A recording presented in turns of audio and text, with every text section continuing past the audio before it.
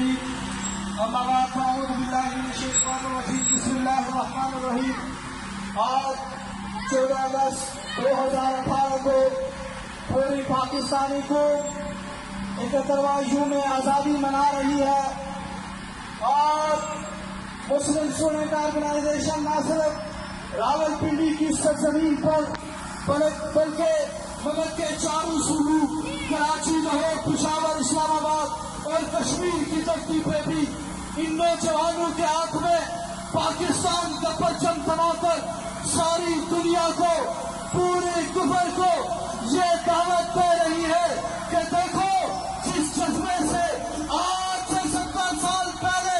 پاکستانی نوجوان نے، مسلم نوجوان نے قربانی دے کر پاکستان کو آزاد کروایا تھا، آج 70 سال گزرنے کے بعد بھی پاکستانی اور مسلم نوجوان کا وہی جذبہ تھا جس جذبے سے پاکستان کو آزاد کروایا تھا، اسی جذبے سے آج پاکستان کے استحکام کے لیے اپنے سینے پہ پرچم سجا کر میدان میں ہے اور سیکولر قوتیں یہ بیانیہ دے رہی ہے کہ پاکستان سیکولر اسٹیٹ ہے۔ نہیں میرے بھائی، پاکستان اسلام کے نام پہ بنا تھا۔ جب تک مسلم اسٹوڈنٹ آرگنائزیشن کا ایک نوجوان بھی اس دھرتی میں موجود ہے، پاکستان کو، اس نظریاتی پاکستان کو سیکولر اسٹیٹ نہیں بننے